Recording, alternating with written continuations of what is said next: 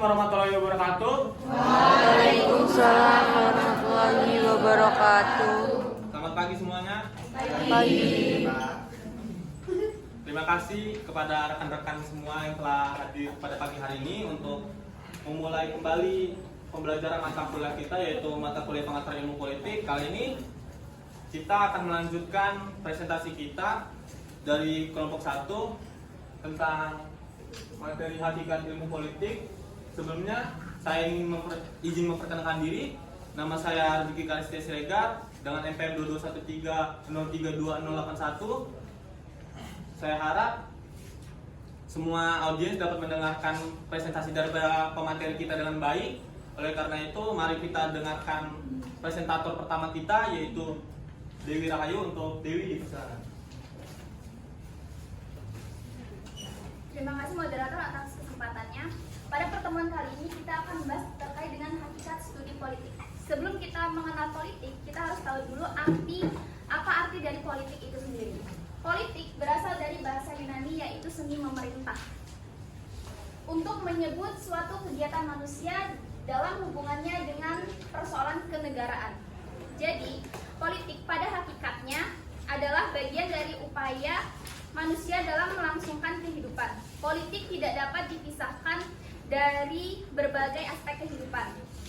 Setiap manusia senantiasa melakukan hal-hal yang berkaitan dengan politik. Sebutan politik pertama menunjukkan pada kesejahteraan rakyat, dan yang kedua menunjuk pada kekuasaan pemerintah untuk menjalankan kekuasaannya. Rakyat di sini sebagai pemegang kekuasaan tertinggi karena rakyat memberikan mandat langsung kepada pemerintah.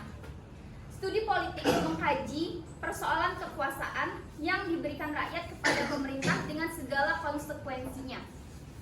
Ilmu politik merupakan ilmu yang mempelajari kepolitikan. Maka dari itu, ilmu politik adalah ilmu yang mempelajari interaksi antara pemerintah dan masyarakat dalam proses pembuatan keputusan dengan kebaikan bersama. Pada umumnya, politik dapat dikatakan bahwa politik itu adalah pengetahuan yang teratur. Mengapa demikian? Karena politik itu adalah usaha untuk menentukan peraturan-peraturan yang dapat diterima oleh warga dan untuk kehidupan yang harmonis. Dengan demikian, pada dasarnya, ilmu politik adalah sekelompok pengetahuan yang mengenai gejala kehidupan masyarakat. Terima kasih. Oke, terima kasih kepada Dewi Rahayu yang telah menyampaikan materinya. Selanjutnya, mari kita dengarkan materi dari presentator kedua, yaitu Nadia Sabila dengan materi mengenal ilmu politik. Nadia, dipersilakan. Mengenal ilmu politik. Ilmu politik adalah studi tentang kebijakan atau ilmu yang mempelajari hubungan kekuasaan antara warga negara, antar warga negara dan negara.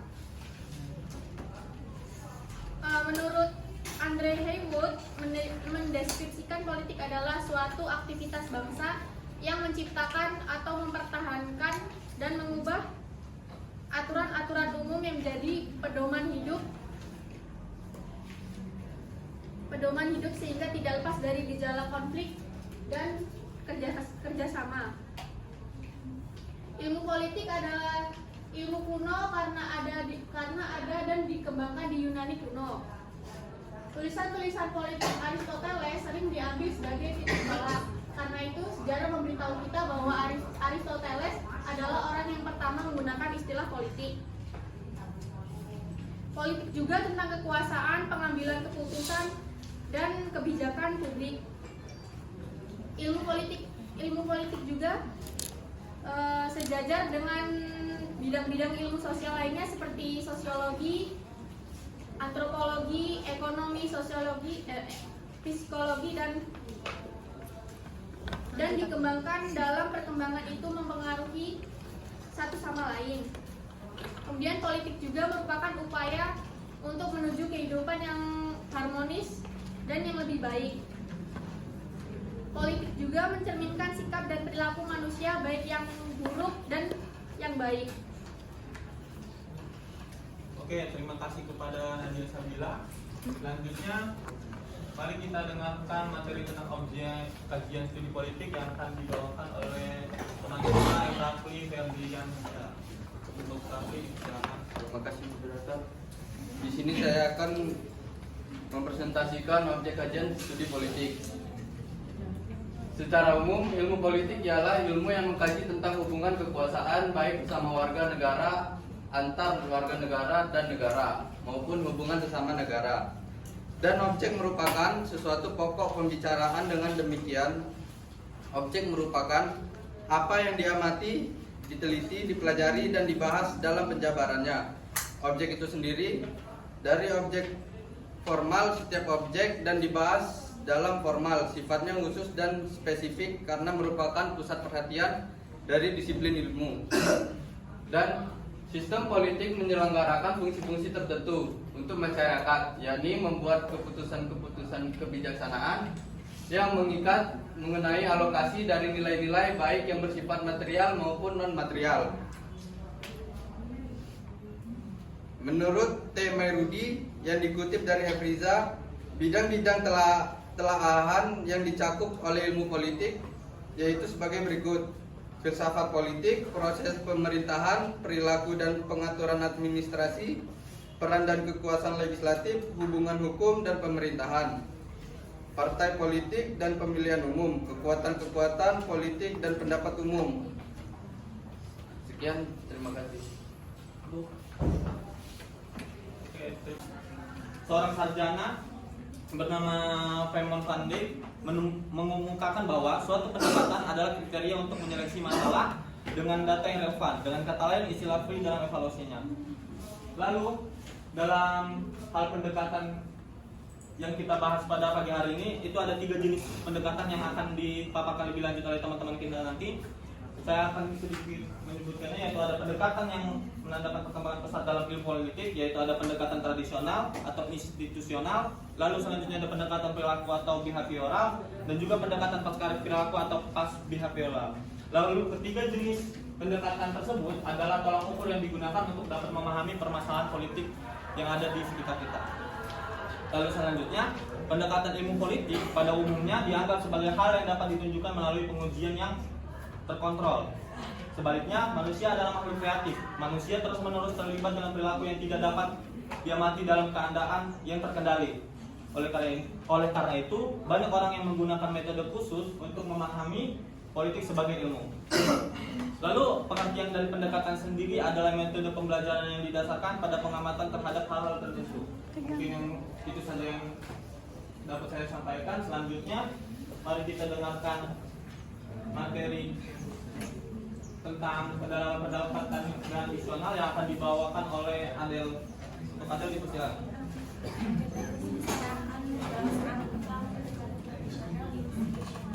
Saya akan memaparkan yang pertama, yaitu tradisionalisme berkembang dari akhir abad 19 hingga 1950-an. Teori ini politis dan etis tapi tidak ilmiah. Artinya, teori ini menekankan nilai-nilai tradisional dan menolak perubahan. Hal ini juga menimbulkan perdebatan antara yang pro tradisional dan anti tradisional. Lalu yang kedua, yaitu penelitiannya berfokus pada tentang pemerintahan yang meliputi sejarah politik, institusi politik, parlemen, badan kepresidenan dan lain-lain, kemudian aturan hukum, konstitusi, dan sanksi. Yang artinya apa? Yang artinya adalah hal ini juga menekankan pada konsep politik tradisional yang memfokuskan pada kekuasaan yang berasal dari kebiasaan dan tradisi masyarakat. Penelitian ini juga menunjukkan bahwa sejarah politik, institusi politik, dan akti politik adalah 3 disiplin yang berbeda-beda, namun ketiganya saling berkaitan. Masing-masing disiplin ini memiliki peran yang sangat penting dalam memahami bagaimana pemerintah beroperasi dan bagaimana masyarakat berinteraksi dengan pemerintah. Lalu yang ketiga, yaitu salah satu prinsip utama teori tradisional adalah bahwa pengetahuan selalu penuh dengan nilai, yang artinya yaitu nilai ini dapat berasal dari berbagai sumber termasuk budaya, agama, filsafat, dan lain-lain. Nilai-nilai ini dapat berbeda-beda tergantung pada konteks dan situasi tertentu. Ketika kita mencoba untuk menyebarkan nilai-nilai ini, kita harus mengingat bahwa tidak semua orang memiliki pandangan yang sama terhadap kita. Oleh karena itu, kita harus bisa menghargai dan menghormati pendapat orang lain yang berbeda pandangan. Terima kasih. Oke, terima kasih kepada Adel atas penyampaian materinya. Selanjutnya, mari kita dengarkan kembali materi tentang pendekatan perilaku atau behavioral yang tadi disampaikan oleh teman kita, yaitu Lisa. Untuk Lisa. Baik, di sini saya akan menyampaikan materi tentang pendekatan perilaku. Pendekatan perilaku adalah pendekatan yang terdapat dalam ilmu politik yang berfokus pada perilaku pada berbagai karakter dalam bidang politik, terutama pada kelompok atau individu. Pendekatan perilaku ini pertama kali muncul dan berkembang di Amerika Serikat pada tahun 1900. Dan yang menyebabkan pendekatan perilaku ini muncul, yang pertama yaitu sikap deskriptif sehari-hari yang tidak sesuai dengan kenyataan, seperti tindakan, perilaku, dan perasaan. Yang kedua yaitu kekhawatiran tentang ilmu-ilmu politik yang tertinggal dengan ilmu-ilmu lainnya. Kemudian nilai pendekatan perilaku ini mengajak kita untuk memunculkan kepemimpinan dengan membangun keluar dari diri sendiri. Dan adapun ciri-ciri pendekatan perilaku, yang pertama yaitu disiplin, yaitu tidak mementingkan diri sendiri, melainkan mempertimbangkan dari faktor sosial, ekonomi, dan budaya. Yang kedua yaitu gagasan kuat untuk mengilmiahkan ilmu politik. Yang ketiga, pandangan bahwa masyarakat sebagai sistem sosial dan negara sebagai subsistem politik.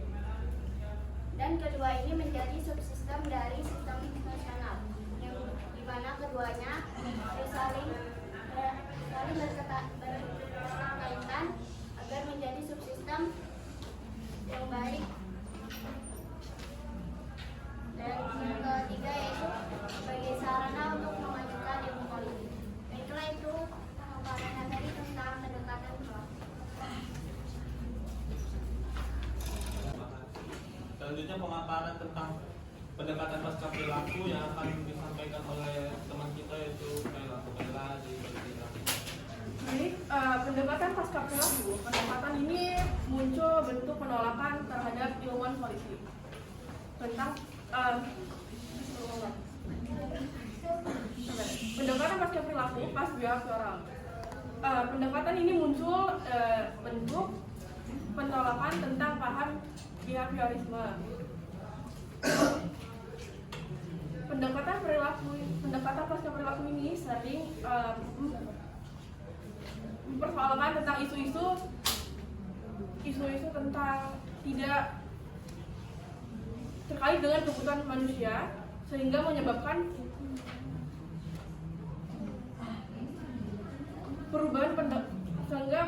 kehilangan semangat perubahan. Pendekatan ini muncul pada saat Perang Vietnam sekitar tahun 1960-an, yang dipimpin oleh sekelompok teoritis muda yang didukung oleh ilmuwan politik senior, yaitu David Easton. Sekelompok kalangan behavioris menyadari bahwa mereka gagal mengatasi keresahan yang diakibatkan oleh Perang Vietnam, karena gerakan pendekatan pasca perilaku ini memerlukan relevansi dan tindakan. Sekian, saya kembalikan kepada Putra. Oke, terima kasih kepada para pemateri yang telah menyampaikan sedikit materinya tadi. Selanjutnya, untuk lebih mencerna kembali materi yang kita bahas pada pagi hari ini, mungkin kami kelompok 1 akan membuka sesi tanya jawab kepada teman-teman yang ingin bertanya. Dapat mengacungkan tangan dan sebutkan nama dan juga NPM-nya. Ini dah. Ini dikenakan. Kenalkan, nama saya Yudhita Nurlina dengan NPM 221302203. Tadi kan telah dijelaskan, politik adalah upaya menuju kehidupan yang lebih baik, dan politik diadakan untuk membuat keputusan dengan kebaikan bersama, guna membawa masyarakat menuju kehidupan yang harmonis. Namun menurut saya, kenyataannya politik yang terjadi di Indonesia Indonesia tidak menggambarkan hal tersebut. Karena marak terjadinya elit politik yang hanya mengatasnamakan rakyat Indonesia yang nyatanya hanya untuk mengambil keuntungan pribadi saja. Pertanyaan saya yaitu bagaimana sih jadinya jika politik di Indonesia masih seperti itu, dan bagaimana tanggapan kalian serta cara mengatasinya? Terima kasih kepada Yunida yang telah memaparkan pertanyaannya. Selanjutnya, bagi teman-teman yang kembali ingin bertanya, kami persilakan. Oke. Perkenalkan, nama saya M. Coki Nuriksan, NPM 221303-2090. Nah, tadi dijelaskan politik bisa membawa kedamaian. Nah, sementara politik yang kita tahu itu dunia sangat kejam dan keji yang bisa menghilangkan nyawa seseorang. Nah, yang dimaksud dari politik bisa membawa kedamaian itu seperti apa? Udah, tadi pertanyaannya. Oke, terima kasih untuk Coki Nur Iksan yang telah menyampaikan pertanyaannya. Selanjutnya, Mbak sabar rekan-rekan sekalian. Oke, saya tahu Anda excited. Memang biar adil lah, turun semua. Turun semua. Satu, dua. Nah, cocok. Sini, sabar. Oke, sabar. Lagi Mas Evi. 1, 2, 3. Devi. Izin memperkenalkan diri, nama saya Diva Agustia dengan NPM 22130320085. Di Indonesia itu kan tidak pernah lepas dari namanya sistem politik ya. Nah, di Indonesia juga banyak banget terjadinya ketidakstabilan sistem politik. Nah, menurut kalian faktor utama yang menyebabkan terjadinya ketidakstabilan politik itu apa? Dan bagaimana solusi atas masalah tersebut? Nah, terima kasih. Terima kasih kepada rekan Devi yang telah memaparkan pertanyaannya. Tidak kuat saya. Oke, mungkin izinkan kami kelompok 1 untuk mendiskusikan 1 menit atau 2 menit tentang pertanyaan yang telah disampaikan oleh teman-teman kita. Saya mewakili kelompok 1 meminta waktu. Pemaparannya yang pertama akan disampaikan oleh Dewi. Untuk Dewi, silakan.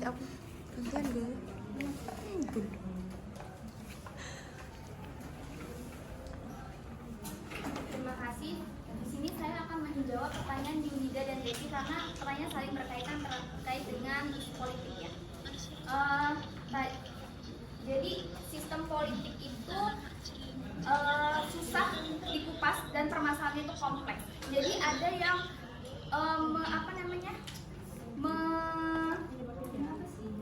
membicarakannya itu bagaikan cuaca gitu. Banyak yang membicarakannya, namun semua orang tidak bisa mengendalikannya. Begitu juga dengan politik. Politik banyak yang tahu, tapi tidak semua orang bisa terjun di dalam politik itu sendiri. Karena pada dasarnya ilmu politik itu tidak sekedar diartikan sebagai ilmu yang mempelajari politik. Namun ilmu politik itu merupakan sebuah kegiatan di dalam negara untuk melaksanakan tujuan sistem politik itu sendiri. Nah, tanggapan kita itu terhadap harapan terhadap Indonesia itu menjadi lebih baik dan semakin dewasa dalam berdemokrasi sehingga dapat terpilih pemimpin yang benar-benar amanah dan dapat merangkul semua golongan dan memberikan pengabdian yang terbaik demi kemajuan dan kemakmuran negara. Nah, untuk penyebab ketidakstabilan politik akan disampaikan oleh Raffi.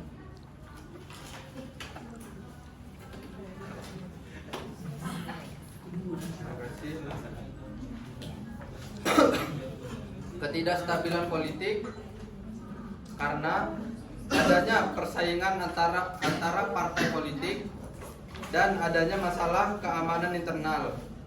Rakyat Indonesia masih mencari sistem pemerintahan yang cocok. Seperti pelabuhan ekspor dipindahkan dari Jawa ke Sumatera, kedatangan sekutu ditemani oleh Nica dan Jepang masih memperhatikan status quo sampai sekutu tiba.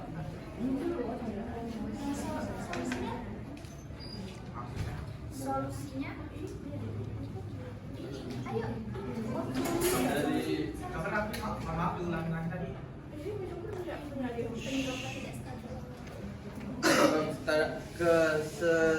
ketidakstabilannya, ada persaingan antara partai politik, dan adanya masalah keamanan internal, maka rakyat Indonesia masih mencari sistem pemerintahan yang cocok. Lalu solusinya akan seperti Solusinya akan disampaikan oleh Lisa.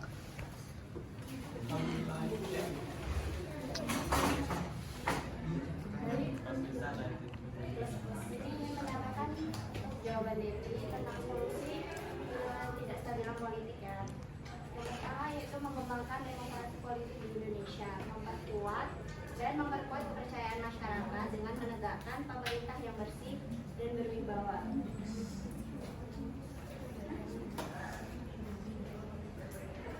Dan mengaktifkan masyarakat sipil dalam area politik. Bagaimana untuk TV, apakah cukup? Dan untuk Yunida, apakah jawabannya cukup? Itu tadi yang pertanyaan bagaimana jadinya jika politik Indonesia masih seperti itu, nanti Indonesia mau jadi Awas.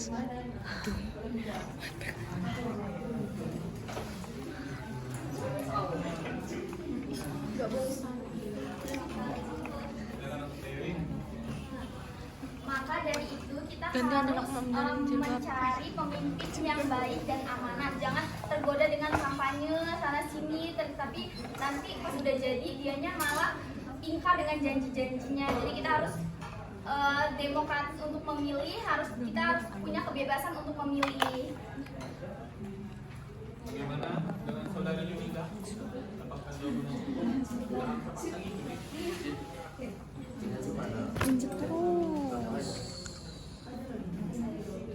Oke, untuk dari mungkin ada teman-teman yang merasa kurang dan ingin menambahkan dari jawaban Dewi ataupun Raffi ataupun Lisa. Oke, tidak dipersilakan. Oke. Saudari Dina.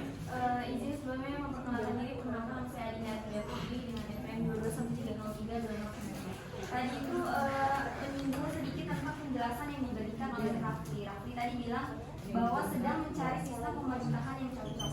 Sebenarnya itu bukan mencari, tapi lebih ke memperbaiki sistem pemerintahan yang ada di Indonesia.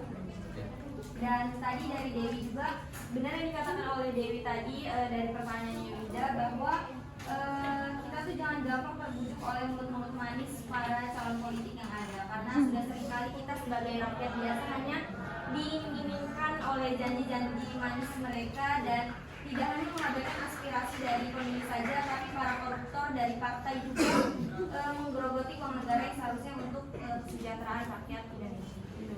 Oke, terima kasih kepada saudara Linda yang telah menambahkan sedikit materi yang sangat-sangat bagus.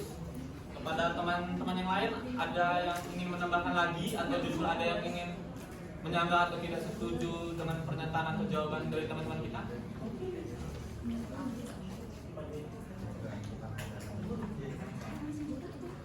Oke, mungkin selanjutnya untuk pertanyaan kedua, namun ini pertanyaan terakhir kita yang akan saya jawab sendiri tentang apa yang dimaksud dengan politik perdamaian. Oke. Politik perdamaian sendiri adalah politik yang memiliki tujuan untuk melahirkan generasi yang jauh lebih baik, dalam artian memperbaiki dari generasi sebelumnya, agar generasi selanjutnya atau generasi-generasi ke depan itu dapat menjadi semakin mempunyai rasa keharmonisan atau rasa nasionalisme, dan juga mempererat keterlibatan politik yang jauh lebih baik. Mungkin itu saja. Bagaimana dengan saudara Coki? Tambahin. Apakah ingin tambahan kalau memang tidak setuju? Karena kami tidak mendalami materi ini. Tadi apa? Jawabannya tadi. Politik perdamaian adalah politik yang memiliki tujuan untuk melahirkan generasi yang jauh lebih baik dari generasi-generasi sebelumnya, atau dalam artian berusaha untuk menciptakan generasi yang jauh lebih baik ke depannya dalam hal mempunyai rasa keharmonisan, rasa nasionalisme, dan juga menjadi rakyat yang memiliki keterlibatan politik yang jauh lebih baik dari tahun-tahun sebelumnya.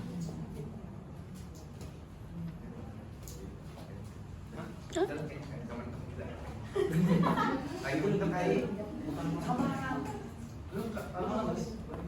Gimana banyak?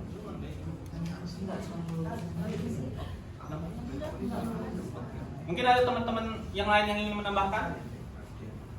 Tidak puas dengan jawaban dari kelompok kami? Atau justru ada teman-teman yang tidak setuju dengan jawaban yang telah dipaparkan barusan? Tadi kan katanya itu Pakistan tiap tahunnya bakal lebih baik lagi dengan kehidupan politik. Tapi saya rasa kehidupan politik di Indonesia saat ini nggak lebih baik sih. Ada kekurangan. Terus ada juga masyarakat itu punya pemikiran stigma nggak percaya gitu sama kehidupan politik di Indonesia, khususnya pemerintahan. Nah itu gimana? Tadi yang kamu sampaikan sampai yang saya jelaskan gitu. Oke, terima kasih kepada Indah yang telah menyampaikan sarannya. Kan di sini saya menjelaskan politik perdamaian adalah upaya untuk memperbaiki generasi agar jauh lebih baik dari tahun-tahun sebelumnya. Intinya itu. Jadi kalau misalnya kita sendiri atau orang-orang lain sendiri punya stigma bahwa politik di Indonesia di kedepannya bakal sedikit kurang lebih baik lagi, justru kita sebagai mahasiswa yang memang kita tidak akan terjun ke dunia politik secara langsung, melainkan kita akan berjalan sebagai guru, kita dapat mempelajari segala aspek-aspek politik yang ada di perkuliahan ini, agar pada saat nanti kita di perkuliahan nanti kita dapat menyampaikan materi itu secara penuh, sehingga kita dapat menghasilkan generasi yang jauh lebih baik lagi dalam hal berpolitik dari generasi-generasi sebelumnya. Mungkin itu saja. Apakah Indah puas dengan jawabannya? Oke. Selanjutnya apakah ada yang menjaga lagi? tadi kan katanya untuk membuat generasi yang lebih bagus, tapi kayaknya cuma juga untuk membuat generasi politik yang lebih bagus jika masih ada sistem lingkaran setan di sekitar. Maksudnya masih ada lingkaran setan di sekitar politiknya itu yang bisa yang sama aja merusak generasi yang baru itu menurut saya di politik Indonesia. Ya. Maaf untuk Coki, untuk saya sendiri tidak tahu lingkaran setan itu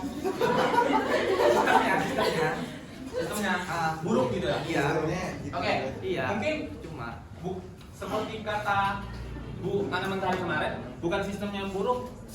Kalau kata Bu Ana, jika kata Bu Ana kemarin itu tengah hukum, bukan hukumnya yang buruk tetapi manusianya. Begitu juga sistem. Sistem itu kan diciptakan oleh manusia. Berarti bukan sistem yang buruk tapi manusia yang membuat sistem itu sendiri. Oleh karena itu, seperti kata Dewi tadi, kita sebagai bangsa rakyat yang demokratis, kita harus lebih memilih pemimpin dan juga calon-calon yang akan mewakilkan kita di pemerintah nanti. Mungkin tidak sepenuhnya seperti orang yang baik di awal, memang ujung-ujungnya tergoda dengan iming-iming uang ataupun segala macamnya. Iya, karena rakyat itu juga sebagai pemegang mandat tertinggi, karena rakyat memberikan kepercayaan penuh kepada pemerintah. Nah, di dalam ilmu politik itu tidak hanya mengkaji tentang studi politik saja, namun ilmu politik itu merupakan sebuah kegiatan di dalam negara untuk melaksanakan tujuan dari sistem itu sendiri. Coki.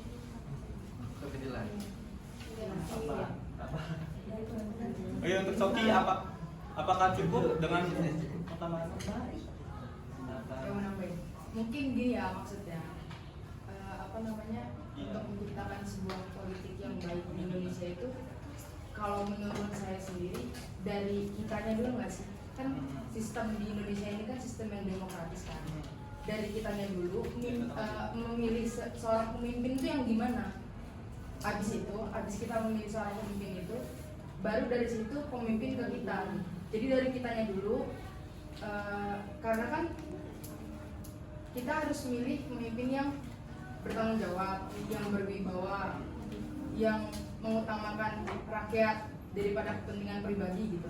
Kalau kitanya aja milih seorang yang nggak bertanggung jawab, nggak mengutamakan rakyat dibanding kepentingan kepribadian gitu, gimana Indonesia itu mau lebih baik ke depannya gitu. Jadi dari rakyatnya dulu milih seorang pemimpin yang gimana, yang baik untuk negaranya.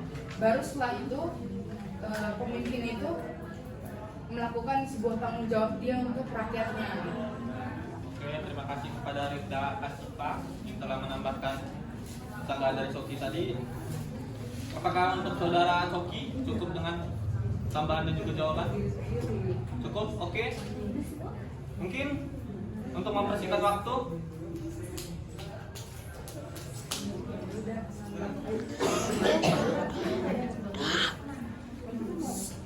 kami akhiri presentasi kami pada pagi hari ini. Saya mewakili rekan-rekan kelompok 1 meminta maaf yang sebesar-besarnya jika ada salah kata dan juga salah perlakuan dari kami. Saya Diki Karcia Siregar mewakili kelompok 1 mengucapkan Assalamualaikum warahmatullahi wabarakatuh. Waalaikumsalam warahmatullahi